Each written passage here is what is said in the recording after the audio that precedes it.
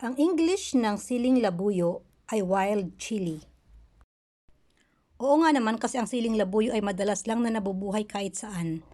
Kinakain kasi yan ng mga ibon at pag may nalaglag na buto, nabubuhay na lang kung saan-saan. Kagaya na lang ng puno ng siling labuyo na to. Nakita ko lang to sa gitna ng mga kakahuyan sa may bakanting lupa. Sigurado naman akong nabuhay lang to, kaya naman kinuha ko para i-replant sa lugar na mas maaalagaan. At para malapit lang siya dito sa kusina, itinanim ko siya sa paso. At para na rin pwede siyang buhat-buhatin at ilipat kung saan. Sobrang hangin nga pala ngayong hapon. Baka ako masyadong ma-stress sa lakas ng hangin lalo pat bagong replant lang. Kaya naman, sabi ko dito na muna sa loob ng bahay.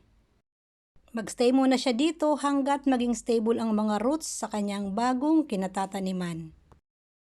At para naman maging ornamental plant ko muna siya ng mga ilang araw dito sa loob ng bahay.